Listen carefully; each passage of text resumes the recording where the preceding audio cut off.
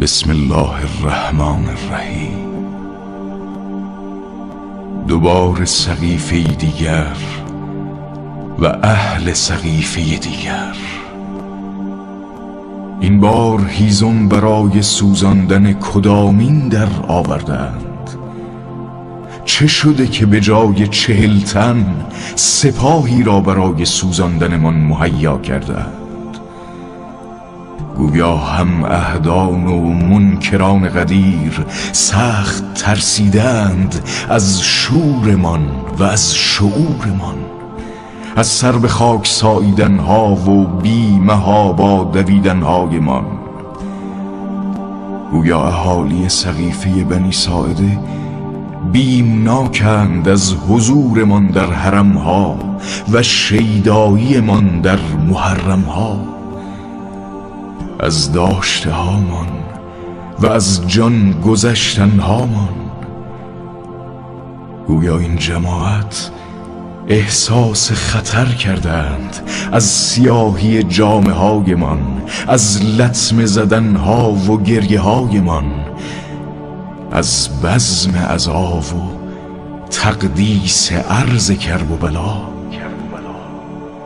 ولی این بار راه را اشتباه آمدند.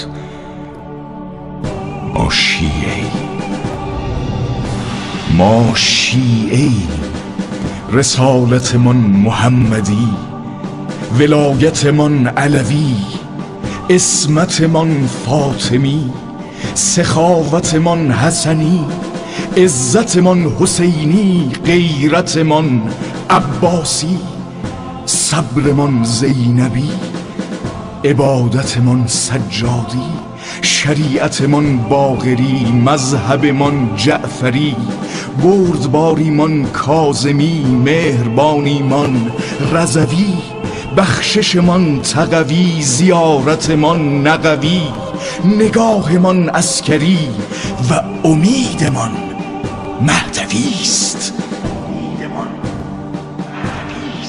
ما را از چه می‌ترسانید؟ ما را از چه می‌ترسانید؟ شهادت آرمان ماست. ما را به آتش بکشید، ما را بسوزانید.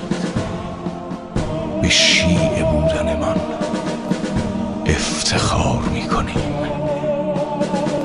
و حیدری فریاد برمی‌آوریم. لبیک یا حسین، لبیک یا حسین، لبیک